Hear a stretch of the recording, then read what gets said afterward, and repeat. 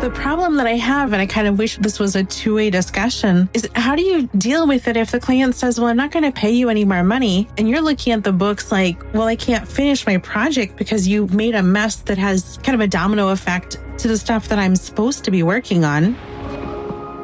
Welcome to Jenna Frog's Bookkeeping Lily Pad, your cozy corner of the podcasting world, where numbers tell a story and bookkeeping blossoms into an adventure. My name is Rachel Barnett, and I'm glad you're here. This podcast is for bookkeepers who enjoy authentic, unfiltered, and always encouraging friend to talk shop with.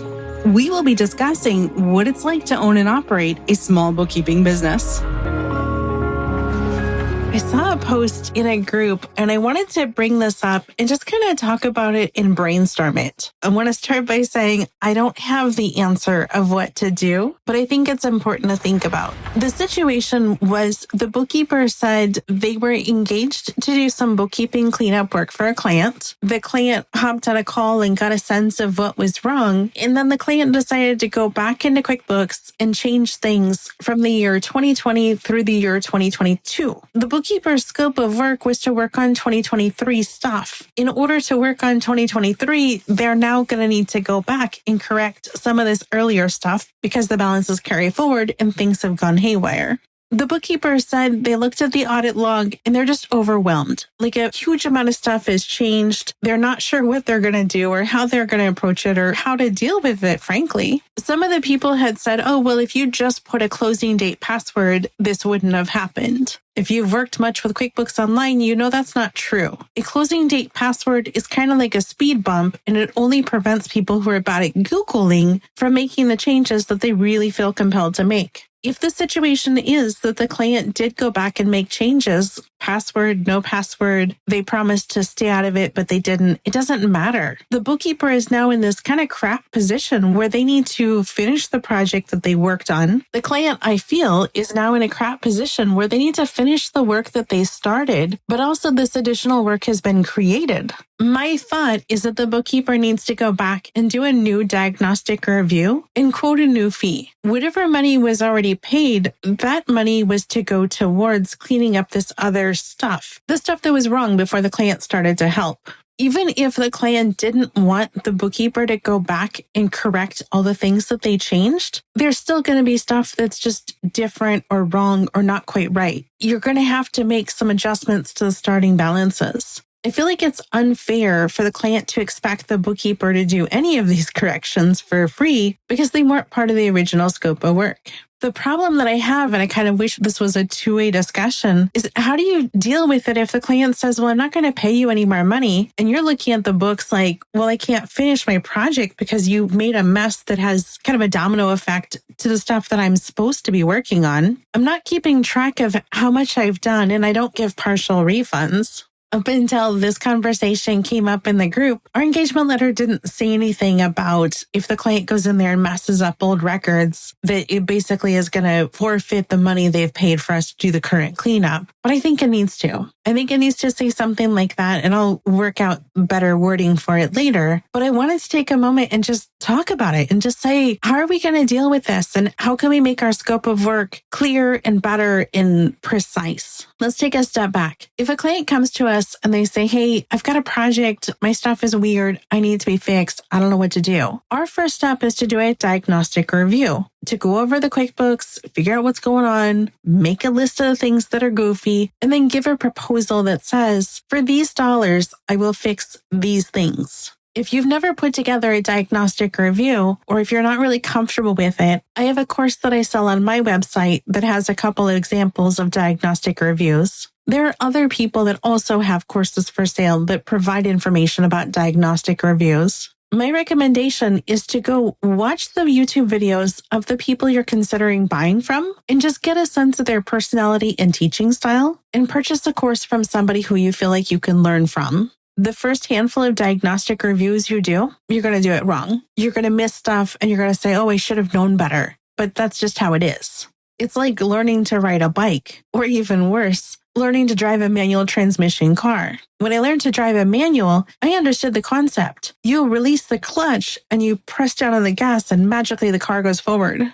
There was a significant amount of time where that didn't happen. I would release the clutch, not press down on the gas. Car didn't go forward. In fact, it just stalled out. Same thing is true for diagnostic reviews and projects. You're going to suck in the beginning. You'll get better. And every so often, you'll just stall out and think, oh, I've done this wrong. So let's imagine that you've reviewed the books, put together a diagnostic review, given a proposal. Client says, yep, I'm totally on board. I'd like to give you money. I'd like you to fix this thing. The next thing you have is the engagement letter. Your engagement letter is going to have kind of two main components. There's the scope of work or description of service, and then there's the legal bits and pieces that your attorney put together for you. The thing that I want to talk about and perfect myself is the scope of work, the description of service, the listing that says, for these dollars, I'll fix those things. I put it together in Anchor. I have a template that I fill out. And so it says, here are the bank accounts that I'm going to work on. And I list out the bank name, like the Chase checking account number 1234, the Bank of America credit card number 4567. It will list out all the bank savings credit card accounts. I'll list out the PayPal account if applicable. I'll list out any loans they might have.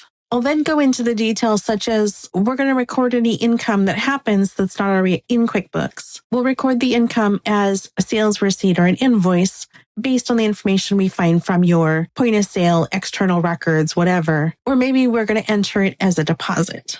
I've learned to get clear on how we're going to enter the income because we had a client once that sold their products via eBay and so forth. And he was really disappointed that we didn't make a sales record for every single client for every single purchase. It wasn't in our scope of work. And our scope of work is much more clear now. One of my girlfriends gave me great advice. She said, the clients can tell us what they want to have done, such as, I need you to record my income, but not how we're going to do it. It's not up to the client to dictate to us how we're going to log the income. We've just gotten more clear about saying it. When I think back to this original situation, you've got a client has messy books, you're doing a cleanup on the messy books, and the client goes in there and makes them more messy. That's frustrating. Let's say, for example, the checking account, it was okay, and the stuff from 2023 is what you're working on, but then the client goes in there and changes stuff, and so now it's wrong going back to 2021. If your scope of work just said, I'm going to work on the checking account number 1234, you're going to be missing some significant stuff. You might be inadvertently obligating yourself to go work on the checking account going back to 2021.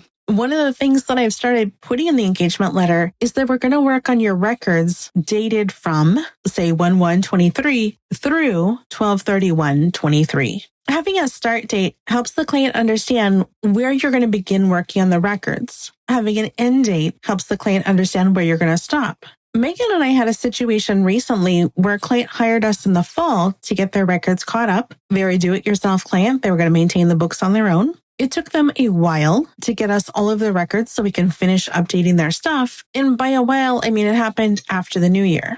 This very same client said, oh, here's my statements for the rest of the year going through December. We reached out to the client and said, hey, totally cool. Just letting you know, you only paid for us to work on this through a certain point in the fall. If you'd like us to work on the fourth quarter records, we're happy to, but we need to charge you for it. It was uncomfortable because the client was upset. The client felt like we should just include fourth quarter. I'm not really sure. If the client had sent us everything when they'd signed up, we would have been done with the whole thing well before Halloween. We would never have been worrying about what to do with October, November, and December. There are situations like these examples that I've given you where you get to learn something. What I've learned and what I've tried to do going forward after each engagement letter, I think about, was I clear enough? Was I descriptive enough? Was there anything that I should have included that I didn't include? I've mentioned before that I lean a lot on Seth David. Seth David has Nerd Enterprises, 97 and up. He's also got a really great weekly newsletter.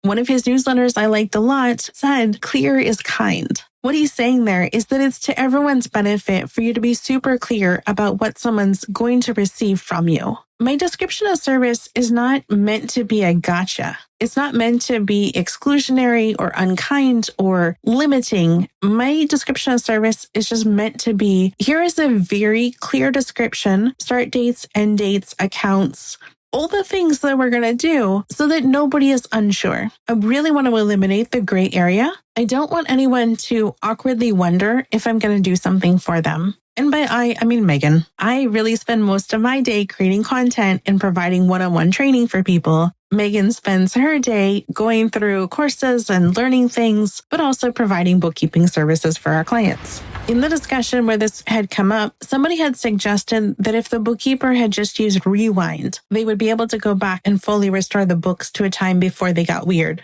I like the idea of this, and I wish I loved the idea of rewind, but I just don't. I do think there is a time and place for a rewind, but I think more than that, it's important to know before you go rely on some sort of backup software that you're familiar with how it works. What happens when you go to restore something? Does it put it back exactly as it was? What are the limitations for it? While creating the diagnostic review and cleanup courses, I ended up using Rewind because I wanted to demonstrate something. I really thought that it was going to work. And I'm like, okay, here I am with QuickBooks. I've got Rewind and I've been backing up and now I'm going to delete a bunch of stuff, but I'm going to restore it so that I can demonstrate how to deal with it differently. It ended up not working the way that I wanted. I went back later, created videos specifically for the purpose of putting them on YouTube. I don't think it's a bad product. I just think that it's not the end all be all. I'll link my video in the notes. I would encourage everyone here to go get a Rewind account, pay $15, back up something for a couple of weeks, delete a few things, restore the backup, and really see for yourself what it does. This isn't because I'm trying to get you to see the flaws. This is because it's important to know what software is out there and how does the software work. Because if you ever find yourself in a position where a bunch of stuff is missing, you'll be glad that you knew in advance about Rewind because you might have set it up and installed it on that client file, and you might have had it there as peace of mind because it would solve and fix some of your problems. I think the legalese part of an engagement letter should be and is likely to be very specific to your business. I don't particularly think sharing that is going to have a lot of value. If you're not in a position where you can have an attorney write up the legalese for your engagement letter, maybe take a look at various online stores that sell you legal templates. See if you can find something that might work until you can get to the point where you can hire an attorney. What I think would be interesting and beneficial, if anybody is at all interested, would be to share our template of our description of service. What stuff do you automatically include? For me, I've got a template with some placeholders. I replace the text in the placeholders with the specific text that applies to the situation. Like, I'm going to start on your records on month, day, year, and I'm going to end on month, day, year. Having templates or seeing other people's template might be the sort of thing that helps everybody because we're able to see what other people are doing and be more clear and more specific when communicating with our clients. It's not one of those weird competition things. It doesn't matter if we have exactly the same template. Each one of us is going to work with a different client. If we end up working with the exact same client because for some reason one person's not a good fit and the other person is, who cares? If you're interested in seeing what I have in my template, let me know. Maybe we can hop into the Facebook group, Gentle Frog's Bookkeeping Lily Pad, and share with each other what sort of things are we putting in our scope of work, just so we can try to help each other make sure we cover all our bases and have clear communication with our clients. I hope this podcast episode has been helpful. As I kind of make my way through the chaos of busy season, I'm dropping this down to once a week-ish. Once we get back on a good rhythm, I'd like to pick it back up again. But just like you guys, I run a small business and there's ebbs and flows of my energy, of my ability to think creatively, and frankly, my time for fun projects. This is definitely a fun project. So sometimes you get what you get. I hope you have a great week. You're always welcome to reach out to me. You can find me on Facebook, Gentle Frog's Bookkeeping Lily Pad. You can also email me, rachel@gentlefrog.com. If you want to book a call with me, go to gentlefrog.com and go to the meeting link. Thanks again.